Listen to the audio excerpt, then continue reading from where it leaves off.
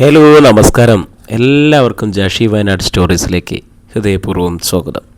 കേൾക്കൂ കേട്ടുകൊണ്ടേയിരിക്കും. ഞാനും നിങ്ങളും നമ്മുടെ കഥകളും. നമ്മളിപ്പോൾ കേട്ടുകൊണ്ടിരിക്കുന്നത് കാറ്റിൽ പരന്ന സുഗന്ധം എന്ന നോവലാണ്. അതിൻ്റെ 26-ാമത്തെ അധ്യായത്തിലേക്ക് എല്ലാവർക്കും ഒരിക്കൽ കൂടി സ്വാഗതം. ലൈക്കിൻ്റെയും കമൻറ്റിൻ്റെയൊക്കെ കാര്യം ഞാൻ പറയണ്ടല്ലോ. അപ്പോൾ നമ്മൾ നോവലിലേക്ക് പോയാലോ.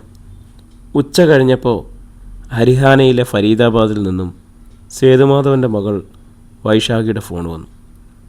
മമ്മിക്കൊരു ആക്സിഡൻ്റ് ഉണ്ടായി, വെരി ക്രിട്ടിക്കൽ, ഡാഡി ഉടനെ വരണം, ട്രോമ ഐസിയിലാണ് mummy, please daddy come immediately. ഫോണിലൂടെ മകൾ പൊട്ടിക്കരയുന്നത് കേട്ട് സേതുമാധവൻ എന്ത് പറയണമെന്നറിയാതെ നിന്നു. അധ്യായം 18. വൈശാഖിയുടെ കരച്ചിൽ കേട്ടപ്പോൾ സേതുമാധവന് അത് താങ്ങാൻ കഴിഞ്ഞില്ല. അവളെ ഒന്ന് ചേർത്ത് പിടിക്കാൻ അയാളുടെ മനസ്സ് വെമ്പി. മോളെ, നീ ഇപ്പോൾ എവിടെയാണ്? അയാൾ വിറയാറുന്ന സ്വരത്തിൽ ചോദിച്ചു. ഫോർട്ടീസ് എസ്കോട്ട്സിൽ. അവിടെയാണ് മമ്മയെ അഡ്മിറ്റ് ചെയ്തിരിക്കുന്നത്. Come immediately please daddy. She's ask for you. She wanted to see you. She's love you daddy. നിയന്ത്രിക്കാനാവാതെ വൈശാഖി വീണ്ടും കരഞ്ഞു. ആരാണ് മോളെ അടുത്ത്? സേതുമാധവൻ ചോദിച്ചു. ബൽബീർ അങ്കിളുണ്ട്. വൈശാഖിയുടെ മമ്മി പർവീന്ദറിൻ്റെ ഇളയ സഹോദരനാണ് ബൽബീർ. ഹരിയാന പോലീസ് ഓഫീസറാണ്. പക്ഷെ സൗമ്യമായ പെരുമാറ്റമാണ് ബൽബീറിൻ്റേത്. അങ്കിളിന് ഫോൺ കൊടുക്കുമോളെ, സേതുമാധവൻ പറഞ്ഞു. ബൽബീറിന് വൈശാഖി മൊബൈൽ കൈമാറി. ഉടൻ തന്നെ ബൽബീറിൻ്റെ സ്വരം വന്നു. Sir, Balbir, what happened? എന്താ പർവീന്ദറിന് സംഭവിച്ചത്? സേതുമാധവൻ ചോദിച്ചു. ദീദി ഡ്യൂട്ടി കഴിഞ്ഞ് പത്ര ഓഫീസിൽ നിന്ന് ഇറങ്ങിയതാണ്. പുലർച്ചെ 3:30 സമയം. കോൾ ടാക്സി വിളിച്ച് വീട്ടിലേക്ക് വരികയായിരുന്നു. ഡൽഹിയിലേക്ക് പോകുന്ന ഒരു ട്രക്ക് ഓവർടേക്ക് ചെയ്യുമ്പോൾ ടാക്സിയിൽ തട്ടി മറ്റൊരു ട്രക്കിൻ്റെ കീഴിലേക്ക്. ബൽബീർ ഒന്ന് നിർത്തി. ട്രക്കിൻ്റെ അടിയിൽപ്പെട്ട ചെറിയ കാറിൻ്റെ അവസ്ഥ സേതുമാധവന് ഊഹിക്കാൻ കഴിഞ്ഞു. കാറ് വെട്ടിപ്പൊളിച്ചാണ് ദീദിയെ വെളിയിലേക്ക് എടുത്തത്. തൊട്ടടുത്ത ഹോസ്പിറ്റലിൽ കൊണ്ടുവന്നപ്പോൾ അവിടെ അഡ്മിറ്റ് ചെയ്തില്ല. It was A mass of blood and flush എന്നാണ് അവിടുത്തെ ഒരു ഡോക്ടർ പറഞ്ഞത്. കുറേ അകലെയാണെങ്കിലും നേരെ എസ്കോട്ട്സ് ഹോസ്പിറ്റലിലേക്ക് കൊണ്ടുപോയി. ഹെഡ് ഇഞ്ചറി ഉണ്ട്. കൈകളിലും കാലുകളിലും multiple fracture. She's struggling between life and. Sethumadhavan ശബ്ദിക്കാനാവാതെ നിന്നു. ഇടയ്ക്കെപ്പോഴോ അത്ഭുതം പോലെ ദീദി എന്തൊക്കെയോ പുലമ്പി. മാധവ് അങ്ങനെയാണെന്നാണ് ഡോക്ടർ പറഞ്ഞത്. പിന്നെ അൺകോഷ്യസായി. സർജറി കഴിഞ്ഞ് കോമയിലാണ്. ഡോക്ടേഴ്സ് എന്ത് പറയുന്നു? Only 20% chance. If you could come. വൈശാഖിക്ക് അതൊരു ആശ്വാസമായേനെ. ഇൻ കേസ് ദീദിക്ക് ബോധം തെളിഞ്ഞാൽ സാർ അടുത്തുണ്ടെങ്കിൽ ഒരു പോസിറ്റീവ് എനർജി ദീദിക്കും കിട്ടിയേക്കും for a successful come back. വൈശാഖിയും ബൽബീറും പറയുന്നത് താൻ ഉടനെ തന്നെ അങ്ങോട്ട് ചെല്ലണമെന്നാണ്. പക്ഷെ നാളെ രാവിലെ നെയ്യാറ്റിങ്കര ശ്രീകൃഷ്ണസ്വാമി ക്ഷേത്രത്തിൽ വധുവായി വരാൻ കാത്തിരിക്കുകയാണ് സുരഭി. ശരി ബൽബീർ, ഞാൻ വിളിക്കാം. കോള് കട്ട് ചെയ്തിട്ട് സേതുമാധവൻ തളർച്ചയോടെ ഇരുന്നു. എപ്പോഴോ മിന്നായം പോലെ ഒന്ന് ബോധം തെളിഞ്ഞപ്പോൾ അവൾ തൻ്റെ പേരുച്ചരിച്ചു നിന്നു. പർവീന്ദർ മാധവ് എന്നാണ് തന്നെ വിളിച്ചിരുന്നത്. പഞ്ചാബി കലർന്ന ഉച്ചാരണത്തിൽ ഒരു പ്രത്യേക ഭംഗിയുണ്ടായിരുന്നു. പർവീന്ദറിൻ്റെ ജീവന് ഒരപകടവും ഉണ്ടാവരുതേ എന്ന് അയാൾ ഉള്ളൊരുക്കി പ്രാർത്ഥിച്ചു. വൈശാഖിക്ക് ദാടിയുണ്ടെങ്കിലും ഇപ്പോൾ അവളുടെ തുണ മമ്മി മാത്രമാണ്. മമ്മിയെ നഷ്ടപ്പെട്ട മോൾക്കതൊരു വലിയ ഷോക്കായിരിക്കും. നാളത്തെ ദിവസം പുലരാൻ വേണ്ടി സുരഭി ഇപ്പോൾ പ്രതീക്ഷയോടെ കാത്തിരിക്കുകയായിരിക്കും. അവളുടെ പ്രതീക്ഷയെ എങ്ങനെ താർക്കും? സത്യം പറയാതിരിക്കാനും വയ്യ, നേരിട്ട് വിളിച്ചു പറയാനും വയ്യ. ഈ ഒരു പ്രതിസന്ധി ഗോപികൃഷ്ണൻ കൈകാര്യം ചെയ്യട്ടെ. സേതുമാധവൻ ഉടൻ തന്നെ ഗോപികൃഷ്ണൻ്റെ നമ്പറിലേക്ക് വിളിച്ചു. ഹലോ പുതുമണവാളൻ, ഓഫീസിലിരുന്ന് സ്വപ്നം കാണാൻ പറ്റാത്തതുകൊണ്ട് ഇപ്പോൾ ഫ്ലാറ്റിലായിരിക്കും അല്ലേ? മണിയറ ഒരുക്കാൻ സഹായം വേണമെങ്കിൽ പറയണേ. ഫോണെടുത്ത് ഗോപികൃഷ്ണൻ കുസൃതി പറഞ്ഞു. ഗോപി, ഞാനൊരു സീരിയസ് മാറ്റർ പറയാൻ വേണ്ടി വിളിച്ചാണ്. എന്താ സേതു? അയാളുടെ സ്വരത്തിലെ ഗൗരവഭാവം മനസ്സിലായപ്പോൾ ഗോപികൃഷ്ണൻ തമാശാഭാവം കളഞ്ഞു. എൻ്റെ മോളുടെ മമ്മിക്ക് ഒരു ആക്സിഡൻ്റ് ഉണ്ടായി. മോളിപ്പോഴെന്നെ വിളിച്ചിരുന്നു. പർവീന്ദറിനെക്കുറിച്ച് അറിഞ്ഞ കാര്യങ്ങളെല്ലാം ഗോപികൃഷ്ണൻ സേതുമാധവനോട് പറഞ്ഞു. താൻ ഡൽഹിയിലേക്ക് പോകുന്നുണ്ടോ? എല്ലാം കേട്ട് കഴിഞ്ഞപ്പോൾ ഗോപികൃഷ്ണൻ ചോദിച്ചു. പോകാതിരിക്കുന്നത് എങ്ങനെയാണ്? അപ്പോൾ നാളത്തെ ചടങ്ങ്? അത് മാറ്റിവെക്കാൻ എനിക്ക് ബുദ്ധിമുട്ടൊന്നുമില്ല. പക്ഷെ സുരഭിയുടെ കാര്യം, അവൾക്കത് വലിയ വിഷമമുണ്ടാക്കാതിരിക്കില്ല. പക്ഷെ വേറെ എന്താ നിവൃത്തി? ഇങ്ങനൊരു സിറ്റുവേഷനിൽ തനിക്ക് സന്തോഷത്തോടെ സുരഭിയുടെ കഴുത്തിൽ താലിയിട്ടാൻ പറ്റുമോ? രണ്ടാൾക്കും പൂർണ്ണ മനസ്സോടെ ഭാര്യയും ഭർത്താവുമാകാൻ സാധിക്കുമോ? ഇല്ല ഗോപി, എനിക്ക് പറ്റില്ല. എൻ്റെ മോളുടെ അപേക്ഷയെ എങ്ങനെ ഞാൻ നിരസിക്കും?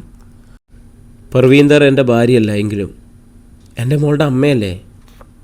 എനിക്ക് മനസ്സിലാവും സേതു. ചടങ്ങ് നാളെ നടക്കില്ലെന്ന് ഞാൻ എങ്ങനെ സുരഭിയെ വിളിച്ചു പറയും? എനിക്ക് ഗോപിയുടെ സഹായം വേണം. ഈ സിറ്റുവേഷൻ ഗോപി കൈകാര്യം ചെയ്യണം. എന്താ പറ്റില്ലേ? സേതുമാധവൻ നിസ്സഹായതയോടെ ചോദിച്ചു. സുരഭിയോട് ഞാൻ സംസാരിച്ചോളാം, അക്കാര്യം ഞാൻ ഏറ്റു. ഡൽഹിക്ക് അടുത്ത ഫ്ലൈറ്റ് എപ്പോഴാണെന്ന് നോക്ക്. ഞങ്ങൾക്ക് ബിസിനസ്സുള്ള ഒരു ട്രാവൽ ഏജൻസി ഉണ്ട്, അവരോട് പറഞ്ഞാൽ ടിക്കറ്റ് ശരിയാക്കി തരും. No problem. ഇന്ന് തന്നെ ഡൽഹിയിലെത്താൻ കഴിഞ്ഞാൽ അത്രയും നല്ലത്. വൈശാഖിക്ക് അതൊരാശ്വാസമാകും. എങ്കിലും ഇനി സമയം കളയണ്ട, അടുത്ത ഫ്ലൈറ്റ് ടിക്കറ്റ് ഉണ്ടോയെന്ന് നോക്കൂ. സമയം കിട്ടുമ്പോൾ വിളിച്ചാൽ മതി. Thank you Gopi, bye, safe journey. Gopikrishnan call cut ചെയ്തു. സേതുമാധവൻ ഉടൻ തന്നെ ട്രാവൽ ഏജൻസിയുടെ നമ്പർ എടുത്ത് വിളിച്ചു. മെഡിക്കൽ കോളേജിൻ്റെ സമീപത്ത് തന്നെ ഒരു ചെറിയ ക്ഷേത്രം ഉണ്ടായിരുന്നു. അതിൻ്റെ അടുത്ത് പൂവ് വിൽക്കുന്ന കട കാണാതിരിക്കില്ലെന്ന് ഗാഥയ്ക്ക് അറിയാമായിരുന്നു. പട്ടുസാരി എടുക്കുമ്പോൾ മുടിയിൽ മുല്ലമുട്ടുമാല ചൂടണം, അതൊരു ഭംഗിയും ഐശ്വര്യമാണ്. കല്യാണപ്പെണ്ണ് എന്തായാലും മുടിയിൽ പൂവ് ചൂടിയിരിക്കണം. അധികമൊന്നും വേണ്ട മോളെ, ഒരു മുഴം പൂവ് മതി എനിക്ക്. രാവിലെ അക്കാര്യം പറഞ്ഞപ്പോൾ അല്പം ലജ്ജയോടാണ് സുരഭി സമ്മതിച്ചത്. അമ്മയ്ക്ക് ഒരു മുഴം പൂവ് മതിയായിരിക്കും, പക്ഷെ കൂടെ വരുന്ന ഞങ്ങൾക്കും വേണ്ടേ? എന്തായാലും ഒരു 5 മുഴം ഞാൻ മേടിക്കും.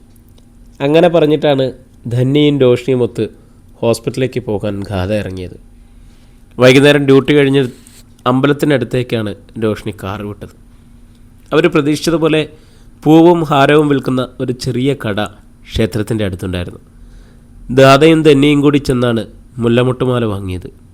രോഷ്ണി കാറിൽ തന്നെ ഇരുന്നതേയുള്ളൂ. ഫ്രിഡ്ജിൽ വെക്കണം, അല്ലെങ്കിൽ രാവിലെ ആകുമ്പോൾ മൊട്ടുകൾ വിടർന്നിരിക്കും, രോഷ്ണി പറഞ്ഞു. നമ്മൾ പൊതിയടിക്കാതിരുന്നാൽ മതി, അപ്പോൾ വിടരില്ല, ധന്യ പറഞ്ഞു. തളർവാഴയിൽ പൊതിഞ്ഞാണ് പൂവ് കിട്ടിയത്. കെട്ടഴിക്കാതെ തന്നെ വയ്ക്കാമെന്ന് ഗാഥയും കരുതി. അവൾ ഫ്ലാറ്റിൽ ചെന്നപ്പോൾ മായ എല്ലാവർക്കും ചായ ഉണ്ടാക്കി കൊടുത്തു. ചായ കുടിക്കുമ്പോൾ സുരഭിയുടെ മുഖത്തേക്ക് ഗാഥ നോക്കി. അമ്മയുടെ മുഖത്ത് നിഗൂഢമായ ഒരു ആനന്ദമുണ്ടെന്ന് അവൾക്ക് തോന്നാതിരുന്നില്ല. തലേദിവസം അവൾ നിർബന്ധപൂർവ്വം സുരഭിയെ ഒരു ബ്യൂട്ടി പാർലറിൽ കൊണ്ടുവരുന്നു. മുടി ലെവൽ ചെയ്തു, പുരികം ഷേപ്പ് ചെയ്തു, കൈയിലെയും കാലുകളിലെയും നഖങ്ങൾ മാനിക്യൂർ ചെയ്തു. സുരഭിയുടെ മുഖത്ത് പുതിയ പ്രസന്നതയും സൗന്ദര്യവും ഉണ്ടായിരുന്നു. അവളുടെ കണ്ണുകൾക്ക് സാധാരണയിലേറെ തിളക്കവും ഉണ്ടായിരുന്നു. സൂരജിൻ്റെ ഒരു ഫ്രണ്ടിൻ്റെ കാർ കൊണ്ടുവരാമെന്ന് പറഞ്ഞിട്ടുണ്ട്. ആ കാറിൽ നമുക്ക് 2 പേർക്കും പോകാം. സൂരജ് വഴികാട്ടി മുന്നിൽ പോകും. നെയ്യാറ്റിങ്കര നമുക്കത്ര പരിചയമില്ലല്ലോ, ഗാഥ പറഞ്ഞു. ആൻറ്റിയും നീയും സൂരജിൻ്റെ കാറിൽ കയറിക്കോ, ഞാനും ധന്യയും മായേച്ചിയും പിന്നാലെ വന്നോളാം, ഗാഥ പറഞ്ഞു. രാവിലെ 8 മണിക്കല്ലേ നമ്മൾ പുറപ്പെടുന്നത്? ധന്യ ചോദിച്ചു. അതെ. അലാം വച്ചോ? 5 മണിക്കെങ്കിലും എഴുന്നേൽക്കണം. എല്ലാവർക്കും കുളിച്ച് ഡ്രസ്സ് ചെയ്യണ്ടേ, ഗാഥ പറഞ്ഞു. അപ്പോൾ ബ്രേക്ക്ഫാസ്റ്റ്? പോകുന്ന വഴി നല്ല ഹോട്ടലുണ്ടെന്നാണ് സൂരജ് പറഞ്ഞത്. അവർ സംസാരിച്ചു കൊണ്ടിരുന്നപ്പോൾ പെട്ടെന്ന് ഡോർബെൽ മുഴങ്ങി. ആരാണ് ഈ നേരത്ത്? സംശയത്തോടെ ഗാഥ എഴുന്നേറ്റെന്ന് വാതിൽ തുറന്നു. ഗോപികൃഷ്ണനാണ് വന്നത്. അയാൾ തനിച്ചായിരുന്നു. കാര്യമൊന്നുമില്ലാതെ തന്നെ സുരഭിയുടെ മനസ്സിൽ ശുഭകരമല്ലാത്തൊരു ചിന്ത കടന്നുപോയി. എന്തോ തടസ്സമുണ്ടല്ലോ.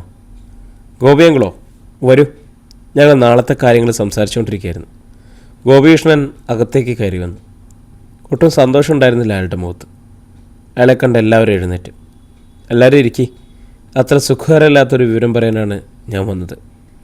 എല്ലാവരും അയാളുടെ മുഖത്തേക്ക് പകച്ചു നോക്കി. ഗോപികൃഷ്ണൻ സിറ്റിയിലേക്ക് മെല്ലെയിരുന്നു. പക്ഷെ വേറെ ആരും ഇരുന്നില്ല. എന്താണ് അങ്ങളെ? ഗാഥ ചോദിച്ചു. സേതുവിൻ്റെ വൈഫിന്, അതായത് ഹരിയാലയിലുള്ള ആ സ്ത്രീക്ക് ഇന്ന് വെളുപ്പിനൊരു കാർ ആക്സിഡൻറ്റ് ഉണ്ടായി. ഹോസ്പിറ്റലാണ്. രക്ഷപ്പെടുന്ന കാര്യത്തിൽ അത്ര വലിയ ഉറപ്പില്ല. സേതുവിൻ്റെ മോള് വല്ലാതെ അപ്സെറ്റാണ്. സേതുവിനെ വിളിച്ച് കരച്ചിലോട് കരച്ചിൽ. ഡാഡി എത്രയും വേഗം അങ്ങോട്ട് ചെല്ലണമെന്ന്. ആർക്കും ഒരക്ഷരം പോലും പറയാൻ കഴിഞ്ഞില്ല. അവർ സ്തംഭരായി നിന്നു. ഇക്കാര്യം എല്ലാവരെയും അറിയിക്കാൻ സേതു എന്നെ ചുമതലപ്പെടുത്തിയിരിക്കുകയായിരുന്നു. സേതു വല്ലാത്തൊരവസ്ഥയിലാണ്. എന്നിട്ട് സേതുവെവിടെ? ഗാഥ ചോദിച്ചു. അവൻ്റെ ഫ്ലാറ്റിലുണ്ട്. ഡൽഹിക്ക് പോകുന്നില്ലേ സേതു? എത്രയും വേഗം ചെല്ലാൻ പറയൂ. ആ കുട്ടി ഇപ്പോൾ എത്രമാത്രം വിഷമിക്കുന്നുണ്ടായിരിക്കും. പെട്ടെന്ന് സുരഭി പറഞ്ഞു. 8:25 ഫ്ലൈറ്റിന് ടിക്കറ്റില്ല. 10:45 ഫ്ലൈറ്റിനൊരു ടിക്കറ്റ് സംഘടിപ്പിക്കാൻ പറഞ്ഞിട്ടുണ്ട്. ഗോപീഷ്ണൻ പറഞ്ഞു.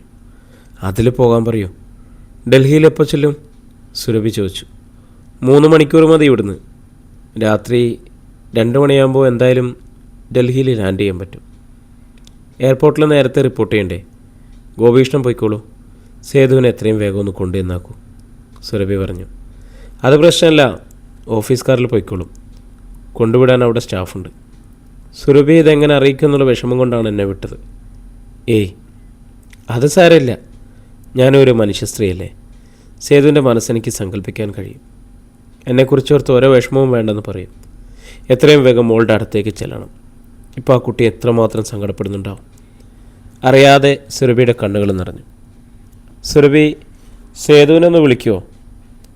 അവനൊന്ന് സമാധാനമായിട്ട് പോയിട്ട് വരട്ടെ, ഗോപീഷ്ണൻ പറഞ്ഞു. സുരഭി എല്ലാവരെയും ഒന്ന് നോക്കി. ആരും ഒന്നും ശബ്ദിച്ചില്ല. അമ്മ ചെന്ന് സേതുവെങ്കിലിനൊന്ന് വിളിക്കി, ഗാഥ പറഞ്ഞു. സുരഭി പിന്നെ അവിടെ നിന്നില്ല. അവൾ റൂമിൽ ചെന്ന് ഫോണെടുത്ത് സേതുമാധവനെ വിളിച്ചു. സുരഭി ആ വിളി കാത്തിരുന്നത് പോലെ ഉടൻ തന്നെ അയാൾ കോളെടുത്തു. ഗോപീഷ്ണൻ എല്ലാം പറഞ്ഞു. സേതു ഡൽഹിയിൽ പോയിട്ട് വരൂ, ഇപ്പോൾ വേറെ ഒന്നിനെക്കുറിച്ചും ചിന്തിക്കണ്ട, അവൾ പറഞ്ഞു. എടോ, വേറൊരു നിവൃത്തിയില്ലാണ്ടാണ് ഞാൻ, അയാൾ പറഞ്ഞു. ഏയ് തളരാൻ പാടില്ല. ഇപ്പം മോളുടെ അടുത്തെത്തുക, അത് മാത്രമാണ് പ്രധാനം. മോൾക്ക് വേറെ ആരെങ്കിലും ഉണ്ടെങ്കിലും ഡാഡി അടുത്തുള്ളതുപോലെ ആവില്ലല്ലോ വേറെ ആരും. എനിക്കെൻ്റെ ഗാഥയെപ്പോലെയല്ലേ സേതുവിന് വൈശാഖ്യമുള്ളൂ. Thank you Surabhi. ഈ സ്നേഹത്തിന്, ഈ പിന്തുണയ്ക്ക്, സുരഭിയുടെ വാക്കുകൾ, അതെനിക്ക് ഈ അവസ്ഥയിൽ പുതിയൊരു ഊർജം തരുന്നു, സേതുമാധവൻ പറഞ്ഞു. എയർപോർട്ടിലേക്ക് പോകാറായില്ലേ? ഉടൻ വണ്ടി വരും. കൊണ്ടുപോകാൻ സൂട്ട് കേസ് ഒരുക്കി വെച്ചോ? ഒരെണ്ണം എപ്പോഴും തയ്യാറാക്കി വെച്ചിട്ടുണ്ട്. എമർജൻസി ഉണ്ടാകുമ്പോൾ സമയം കിട്ടില്ലല്ലോ. സേതു പോയിട്ട് വരൂ. മോളെക്കുറിച്ചുള്ള വിഷമം മാത്രമേ എനിക്കുള്ളൂ. മോളുടെ അമ്മയെക്കുറിക്ക് വേണ്ടി ഞാൻ പ്രാർത്ഥിക്കാം. അത്ഭുതങ്ങൾ സംഭവിക്കാറുണ്ട്, സേതു വിശ്വസിക്കൂ. താങ്ക്സ് സുരഭി. പുറത്താരോ വന്നിട്ടുണ്ട്, എന്നെ കൊണ്ടുപോകാനാണെന്ന് തോന്നുന്നു, സേതുമാധവൻ പറഞ്ഞു. എങ്കിൽ പോയിട്ട് വരൂ. ചെന്ന് കഴിഞ്ഞ് വിളിച്ചാൽ മതി. ശരി, പോയിട്ട് വരാം. സേതുമാധവൻ കോള് കട്ട് ചെയ്തു. സുരഭി തളർച്ചയോടെ ബെഡിലേക്കിരുന്നു. അവളുടെ കണ്ണുകൾ നിറഞ്ഞൊഴുകി. വെറുതെ ആഷിച്ചു, വെറുതെ. അല്പനേരം കഴിഞ്ഞപ്പോൾ ഗാഥ അവളുടെ അടുത്തേക്ക് വന്നു. അമ്മയുടെ നനഞ്ഞ കവളുകൾ അവൾ കണ്ടു. എന്താ അമ്മ ഇത്, കുട്ടികളെപ്പോലെ? അങ്കിൾ പോയിട്ട് വരട്ടെ, വന്നിട്ട് ബാക്കി കാര്യങ്ങൾ നമ്മൾ ആഗ്രഹിച്ചതുപോലെ. ഗോപീഷ്ണൻ പോയോ? കണ്ണുകൾ തുറച്ചുകൊണ്ട് സുരഭി ചോദിച്ചു. പോയി. അമ്മയോട് യാത്ര പറയാൻ നിൽക്കുന്നില്ലെന്ന് പറഞ്ഞു. എല്ലാവർക്കും വലിയ പ്രയാസമുണ്ട്. ഒട്ടും പ്രതീക്ഷിക്കാത്തതല്ലേ സംഭവിച്ചത്, ഗാഥ പറഞ്ഞു. സാരല്ലേ മോളെ, നമ്മളാരും പ്രതീക്ഷിക്കാത്തതല്ലേ ജീവിതത്തിൽ സംഭവിക്കാറുള്ളത്. ചിലതൊക്കെ നല്ലതായിരിക്കുമെന്നേ ഉള്ളൂ, ചിലതൊക്കെ ചീത്തയാവും, നെടുവീർപ്പോടെ സുരഭി പറഞ്ഞു. ഗാഥ ഒന്നും പറഞ്ഞില്ല. പക്ഷെ ഞാനൊരു കാര്യം തീരുമാനിച്ചു മോളെ, സുരഭി പറഞ്ഞു. എന്താണ്, ഉത്കണ്ഠയോടെ ഗാഥ ചോദിച്ചു. എനിക്കിനി കല്യാണം വേണ്ട. ഞാനതിന് സമ്മതിച്ചത് തെറ്റായിപ്പോയി അമ്മേ. വിശ്വാസം വരാതെ ഗാഥ വിളിച്ചു. നമ്മൾ മനുഷ്യരെടുക്കുന്ന തീരുമാനങ്ങൾ എപ്പോഴും ശരിയാവണമെന്നില്ല. ഞാനെടുത്ത തീരുമാനം തെറ്റാണെന്ന് എന്നെ ബോധ്യപ്പെടുത്താനാണ് വിധി ഇങ്ങനെയൊക്കെ സംഭവിപ്പിച്ചത്. അമ്മ വെറുതെ ഓരോന്നൊക്കെ ചിന്തിച്ചു കൂട്ടുകയാണ്, ഗാഥ പറഞ്ഞു. അല്ല മോളെ, വൈശാഖിയുടെ അമ്മ സുഖം പ്രാപിക്കും. ഇനി സേതു കൂടെ ഉണ്ടാവണമെന്ന് ആ സ്ത്രീ ആഗ്രഹിക്കും. സേതുവിന് ആ ആഗ്രഹം തള്ളിക്കളയാൻ പറ്റില്ല. കാരണം സേതു നന്മയുള്ള ഒരു ഹൃദയമുള്ളവനാണ്, സുരഭി പറഞ്ഞു. വൈശാഖിക്ക് അമ്മയെ തിരിച്ചു കിട്ടട്ടെ, അത് ഏറ്റവും നല്ല കാര്യം തന്നെ. പക്ഷെ ഒരിക്കൽ പിരിഞ്ഞവർ വീണ്ടും വീണ്ടും ഒന്നിച്ച് ജീവിക്കാൻ സാധ്യതയില്ലെന്നാണ് എനിക്ക് തോന്നുന്നത്, സുരഭി പറഞ്ഞു. അതെന്തോ ആയിക്കോട്ടെ, പക്ഷെ ഞാൻ എൻ്റെ തീരുമാനത്തിൽ ഉറച്ചു നിൽക്കും. എനിക്കിനി ഒരു വിവാഹ ജീവിതം വേണ്ട. സുരഭിയുടെ മുഖത്തേക്ക് തന്നെ നോക്കി ഗാഥ ശബ്ദിക്കാനാവാതെ ഇരുന്നു. രാത്രി തട്ടുകടയിൽ സൂരജ് ഭക്ഷണം കഴിച്ചുകൊണ്ടിരുന്നപ്പോഴാണ് ഗാഥയുടെ കോൾ വന്നത്. പ്ലേറ്റ് വലത് കൈയിലേക്ക് മാറ്റിയിട്ട് ഇടത് കൈ കൊണ്ട് അയാൾ ഷർട്ടിൻ്റെ പോക്കറ്റിൽ നിന്ന് മൊബൈലെടുത്തു. എന്താ കഥ? അയാൾ തിരക്കി. നാളെ കല്യാണം നടക്കില്ല സൂരജ്. അയാൾ ഞെട്ടിപ്പോയി. അതെന്താ? അവൾ ചുരുങ്ങിയ വാക്കുകളിൽ കാര്യം പറഞ്ഞു. അത് വലിയ കഷ്ടമായിപ്പോയല്ലോ. ആ കുട്ടിക്കിപ്പോൾ മമ്മി മാത്രമല്ലേ ഉള്ളൂ. അവർക്കെന്തെങ്കിലും സംഭവിച്ചാൽ വളരെ ക്രിട്ടിക്കലാണ് അവരുടെ കണ്ടീഷൻ എന്നാണ് ഗോപികൃഷ്ണനങ്ങളുടെ സംസാരത്തിൽ നിന്നും എനിക്ക് മനസ്സിലാവുന്നത്. ആ സ്ത്രീക്കൊന്നും സംഭവിക്കാതിരിക്കട്ടെ, നമുക്കങ്ങനെ പ്രാർത്ഥിക്കാം. എങ്കിലേ സേതുവെങ്കിലും മനസ്സമാധാനത്തോടെ തിരിച്ചു വരാൻ പറ്റൂ. താമസിച്ചാലും കല്യാണം നടത്തുന്നതിന് വേറെ തടസ്സമൊന്നുമില്ലല്ലോ, സൂരജ് പറഞ്ഞു. തടസ്സമുണ്ട്, അവൾ പറഞ്ഞു. എന്ത് തടസ്സം? അമ്മ പിന്മാറുകയാണെന്നാണ് പറഞ്ഞത്. ചെയ്യുന്നത് ശരിയല്ലെന്ന് ദൈവം കാണിച്ചു തന്നൊരു നിമിത്തമാണ് ഈ ആക്സിഡൻ്റ് എന്നാണ് അമ്മ പറയുന്നത്. ഈ ആൻറ്റിയുടെ ഒരു കാര്യം, ആക്സിഡൻ്റ് ഇതുമായിട്ട് എന്താ ബന്ധം? ആൻറ്റി പറഞ്ഞത് നീ കാര്യമാക്കണ്ട, ഇപ്പോഴത്തെ വിഷമം കൊണ്ട് പറഞ്ഞാണ്. 2 ദിവസം കഴിയുമ്പോൾ മനസ്സ് തണുക്കും. എനിക്കറിയില്ല സൂരജ്, എന്തായാലും നമുക്ക് വെയിറ്റ് ചെയ്യാതെ പറ്റില്ലല്ലോ, അവൾ പറഞ്ഞു. അതെ. മനപ്രയാസത്തോടെയാണ് സൂരജ് ക്വാർട്ടേഴ്സിലേക്ക് മടങ്ങിയത്. തിസീസിൻ്റെ പ്രിൻ്റ് ചെയ്ത് കിട്ടിയ പേജുകൾ ഒന്ന് വായിച്ചു നോക്കി. തെറ്റുകളുണ്ടെങ്കിൽ തിരുത്തണമെന്ന് വിചാരിച്ചതാണെങ്കിലും അയാൾക്കൊരു ഉന്മേഷം തോന്നിയില്ല. പിറ്റേന്ന് രാവിലെ സേതുമാധവനെ സൂരജ് വിളിച്ചു.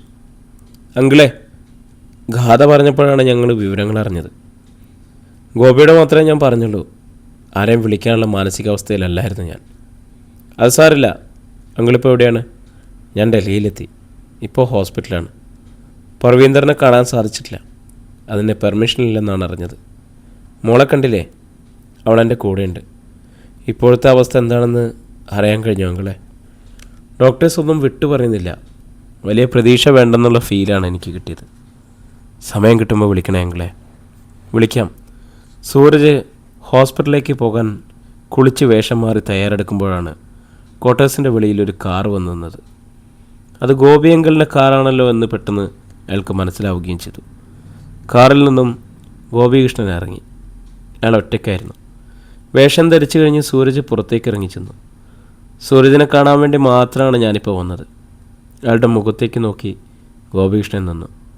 അതേ കണ്ണ്, അതേ മൂക്ക്. സുശീലയുടെ മകനാണ് സൂരജ് എന്ന് എന്തുകൊണ്ട് തനിക്ക് നേരത്തെ മനസ്സിലാക്കാൻ കഴിഞ്ഞില്ല? അയാൾ വാത്സല്യത്തോടെ സൂരജിൻ്റെ ചുമലിലേക്ക് വലതു കൈവച്ചു. അധ്യായം 19. സൂരജിന് ഹോസ്പിറ്റലിൽ പോകാനുള്ള സമയമായില്ലേ? സ്നേഹത്തോടെ ഗോപികൃഷ്ണൻ ചോദിച്ചു. ആകുന്നു. അങ്കിൾ വന്ന സ്ഥിതിക്ക് 5 മിനിറ്റ് കഴിഞ്ഞു പോയാലും മതി, സൂരജ് പറഞ്ഞു.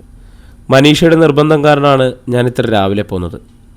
നമ്മൾ 2 പേരും കൂടിയുള്ള ഒരു സെൽഫി വേണമെന്ന് ഇന്നലെ രാത്രിയിൽ അവൾ വിളിച്ചു പറഞ്ഞു. എന്തോ കുസൃതി ഒപ്പിക്കാനാണെന്ന് അറിയില്ല. സൂരജ് അത് കേട്ട് ചിരിച്ചു. ഇപ്പോഴത്തെ പെൺകുട്ടികൾ നമ്മൾ വിചാരിക്കുന്ന പോലെ ഒന്നല്ല. They are imaginative and creative than we think. Manisha എന്തോ മനസ്സിൽ കണ്ടിട്ടുണ്ട്, പുഞ്ചിരിയോടെ സൂരജ് പറഞ്ഞു.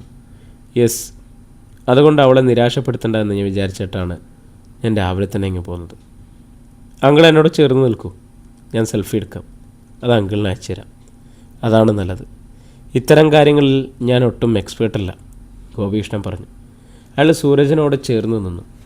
ഒരു കൈ കൊണ്ട് ചുറ്റിപ്പിടിച്ച് സൂരജ് 2-3 ഫോട്ടോകൾക്ക് ക്ലിക്ക് ചെയ്തു. എന്നിട്ട് അതെല്ലാം അയാളെ കാണിച്ചു. ബ്യൂട്ടിഫുൾ, അവൾക്കിഷ്ടപ്പെടും, ആഹ്ലാദത്തോടെ അയാൾ പറഞ്ഞു. സേതു അങ്കിളിൻ്റെ കാര്യം ഓർക്കുമ്പോൾ പക്ഷെ വല്ലാത്തൊരു സങ്കടം. സുരഭി ആൻറ്റിയുമായിട്ടുള്ള വിവാഹം നടക്കാതെ പോയത് മാത്രമല്ല, അങ്കിളിൻ്റെ ആദ്യ ഭാര്യയ്ക്കുണ്ടായിരുന്ന കാർ ആക്സിഡൻറ്റും, സൂരജ് പറഞ്ഞു. അതെ, ഇന്നലെ രാത്രിയിൽ എനിക്കത് മാത്രമായിരുന്നു ചിന്ത. സേതു ഒരു ഭാഗ്യദോഷിയായിപ്പോയല്ലോ. ഇന്നലെ എത്ര സന്തോഷമായിരുന്നു അവനെന്നറിയാമോ? പക്ഷേ ഡൽഹിയിൽ നിന്നും വന്ന ആ ഫോൺ കോള് അതവനെ തകർത്ത് കളഞ്ഞു. ശരിയാണ്, ഇന്ന് രാവിലെ ഗാഥ എന്നെ വിളിച്ചിരുന്നു. സുരഭി ആൻറ്റിക്കും താങ്ങാവുന്നതിൻ്റെ അപ്പുറമായിരുന്നു അത്. വിവാഹമേ ഇനി വേണ്ട എന്ന് തീരുമാനിച്ചു കഴിഞ്ഞതാണ്. സുരഭി ആൻറ്റി വീണ്ടും സേതു അങ്കിളിനെ കണ്ടുമുട്ടിയപ്പോഴാണ് ആ തീരുമാനത്തിനൊരു അയവ് വന്നത്. സേതു അങ്കിളുമൊത്തുള്ള ജീവിതം സ്വപ്നം കണ്ടു തുടങ്ങിയപ്പോഴാണ് ഇനി കല്യാണമേ വേണ്ട എന്നാണത്രേ ആൻറ്റി പറയുന്നത്. ഏയ്, സേതു തിരിച്ചു വരുമല്ലോ, ഇനിയും സമയമുണ്ട്, ഒട്ടും വൈകിട്ടില്ല, ഗോപികൃഷ്ണൻ പറഞ്ഞു. പക്ഷെ പുതിയ തീരുമാനത്തിൽ ഉറച്ചു നിൽക്കുകയാണ് ആൻറ്റി. രണ്ടുപേരും അല്പനേരമൊന്നും മിണ്ടിയില്ല. അമ്മയ്ക്ക് ആക്സിഡൻ്റ് ഉണ്ടായപ്പോൾ അച്ഛനെയാണ് മകൾ വിളിച്ചത്. സേതുവിൻ്റെ സാമീപ്യം മകൾ ആഗ്രഹിക്കുന്നുണ്ട്. ബന്ധം വേർപെടുത്തിയാലും അച്ഛനും മകളും അല്ലാതാവുമോ? ഒരിക്കലുമില്ല. രക്തബന്ധം ആർക്കും മായ്ച്ചു കളയാൻ പറ്റില്ലല്ലോ, സൂരജ് പറഞ്ഞു. താൻ അറിയാൻ ആഗ്രഹിക്കുന്ന കാര്യം ചോദിക്കാൻ ഇതാണ് ഏറ്റവും അനുയോജ്യമായ അവസരമെന്ന് ഗോപികൃഷ്ണന് തോന്നി. സൂരജിൻ്റെ മനസ്സറിയണം, എന്നിട്ട് വേണം. ഞാനൊരു കാര്യം ചോദിച്ചാൽ അല്ലെങ്കിൽ വേണ്ട. ഒരുപക്ഷെ സൂരജിന് അതിനുള്ള മറുപടി പറയാൻ ബുദ്ധിമുട്ടായിരിക്കും. എന്താണെങ്കിലും ചോദിക്കുമെങ്കിലേ. സൂരജ് തയ്യാറായി. അച്ഛനെക്കുറിച്ചാണ്. പെട്ടെന്ന് സൂരജിൻ്റെ മുഖത്തെ പ്രകാശം മങ്ങി. എന്താണ്? അച്ഛനെ കണ്ട ഓർമ്മയില്ലെന്ന് സൂരജ് പറഞ്ഞിട്ടുണ്ടല്ലോ. അച്ഛൻ ജീവിച്ചിരിപ്പുണ്ടോ എന്ന് പോലും അറിയില്ല. ഒരുപക്ഷെ ഒരത്ഭുതം സംഭവിക്കുകയും ഒരു സുപ്രഭാതത്തിൽ അച്ഛൻ പ്രത്യക്ഷപ്പെടുകയും ചെയ്താൽ അതിൽ പരം വേറെന്തെങ്കിലും സന്തോഷകരമായ കാര്യം സംഭവിക്കാനുണ്ടോ സൂരജിൻ്റെ ജീവിതത്തിൽ? സൂരജിൻ്റെ മറുപടി എന്താണെന്നറിയാൻ ഗോപികൃഷ്ണൻ ശ്വാസം അടക്കി നിന്നു. അയാളുടെ നെഞ്ചിടിപ്പിൻ്റെ വേഗം കുതിച്ചു വരുന്നുണ്ടായിരുന്നു. എനിക്കിനി അങ്ങനെ ഒരു അച്ഛനെ വേണ്ട അങ്കിളെ. ജനിപ്പിച്ചു എന്നതുകൊണ്ട് മാത്രം അച്ഛൻ എന്ന ബന്ധത്തിൻ്റെ അർഹത കിട്ടില്ല ആർക്കും. ആ വ്യക്തിയിൽ നിന്നും സ്നേഹവും വാത്സല്യവും സംരക്ഷണവും കിട്ടണം. അല്ലെങ്കിൽ അയാൾ വെറും അന്യനാണ്. സൂരജ് പറഞ്ഞത് കേട്ട് ഗോപികൃഷ്ണൻ വിളറി വെളുത്തു നിന്നു. ഒരുപക്ഷെ അദ്ദേഹത്തിൻ്റെ കുറ്റം കൊണ്ടല്ല പിരിയേണ്ടി വന്നതെങ്കിലോ? അയാൾ അവസാനത്തെ കച്ചിത്തുരുമ്പിൽ പിടിക്കാൻ ശ്രമിച്ചു. ചിലപ്പോൾ അന്നത്തെ സാഹചര്യങ്ങൾ കൊണ്ട് അങ്ങനെ സംഭവിച്ചു പോവാം. അതെനിക്ക് ഉൾക്കൊള്ളാൻ പറ്റും.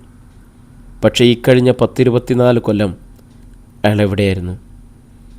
ഒരിക്കലെങ്കിലും ഒന്ന് വരാമായിരുന്നില്ലേ? തെറ്റുപറ്റിപ്പോയി എന്ന് അമ്മയോടൊന്നൊരു വാക്ക് പറയാമായിരുന്നില്ലേ? ക്ഷോഭം നിയന്ത്രിക്കാൻ ശ്രമിച്ച് സൂരജ് പറഞ്ഞു. നിങ്ങളെ അന്വേഷിച്ച് കാണുമോ നമുക്കറിയില്ലല്ലോ, ദുർബല സ്വരത്തിൽ ഗോപികൃഷ്ണൻ പറഞ്ഞു. അങ്കിൾ എന്താണ് ഈ പറയുന്നത്? ആലപ്പുഴ ജില്ല ഒരു വലിയ സാമ്രാജ്യമൊന്നുമല്ലല്ലോ. ഒരാളെ കണ്ടുപിടിക്കാൻ ഇക്കാലത്ത് എത്രയോ എളുപ്പ വഴികളുണ്ട്. വന്നു കാണില്ല, അന്വേഷിച്ച് കാണില്ല. ഇത്രയും കാലം എൻ്റെ അമ്മ കഷ്ടപ്പെടുകയായിരുന്നു, എന്നെ വളർത്താനും പഠിപ്പിക്കാനും.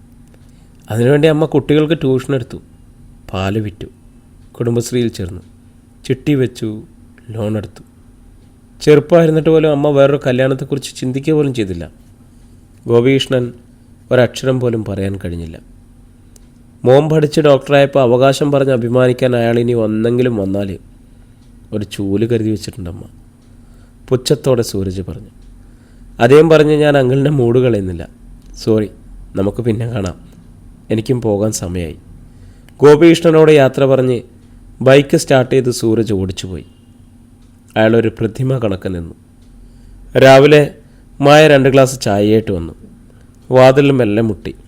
സുരഭി അപ്പോഴും എഴുന്നേൽക്കാതെ കിടക്കുകയായിരുന്നു. കാതെ ചെന്ന് വാതിൽ തുറന്നു. ചേച്ചിയെ കണ്ടില്ലല്ലോ, മായ പറഞ്ഞു. സാധാരണ മായ ഉണർന്ന് കിച്ചണിലേക്ക് ചെല്ലുമ്പോൾ പിന്നാലെ സുരഭി എത്താറുള്ളതാണ്. അമ്മ ഇന്നലെ ഒത്തിരി ലേറ്റായിട്ടാണ് ഉറങ്ങിയത്, അതുകൊണ്ടാണ്. ചായ വാങ്ങിക്കൊണ്ട് ഗാഥ പറഞ്ഞു. ഇന്ന് ഓഫീസിൽ പോകുന്നില്ലേ? ചോറെടുക്കണമെന്ന് അറിയാനാ. ചോറെടുക്കണ്ട ചേച്ചി, പോകുന്നുണ്ടെങ്കിൽ ബ്രേക്ക്ഫാസ്റ്റിന് എന്താണെന്ന് വെച്ചാൽ അത് കൊണ്ടുപോയിക്കോളൂ. മായ ഒന്ന് തലകുലുക്കിയിട്ട് തിരിച്ചുപോയി. വാതിലടച്ചിട്ട് ഗാഥയെന്ന് മേശപ്പുറത്ത് ചായ വെച്ചു. സുരഭി വെറുതെ കണ്ണുകൾ അടച്ച് കിടക്കുന്നതായിരുന്നു. അമ്മേ, അവൾ വിളിച്ചു. സുരഭി അവളെ ഒന്ന് നോക്കി. ഇതെന്തൊരു കിടപ്പാ, ഇന്ന് ഓഫീസിൽ പോകുന്നില്ലേ? ഇല്ല മോളെ, വയ്യ. ഗാഥ ബെഡിലിരുന്ന് അമ്മയുടെ നെറ്റിയിൽ കൈത്തലം വെച്ച് നോക്കി. ടെമ്പറേച്ചർ അനുഭവപ്പെട്ടില്ല. അമ്മ ഇങ്ങനെ വിഷമിച്ചത് കിടക്കുന്നത് കാണുമ്പോൾ എനിക്ക് സഹിക്കുന്നില്ല കേട്ടോ, അവൾ പറഞ്ഞു. എനിക്ക് വിഷമമൊന്നുമില്ല മോളെ, എങ്കിലും എഴുന്നേറ്റ് ചായ കുടിക്കി. സുരഭി ഒന്നും പറഞ്ഞില്ല. അമ്മ പോകുന്നില്ലെങ്കിൽ ഞാനും ഇന്നും ഡ്യൂട്ടി എടുക്കുന്നില്ല.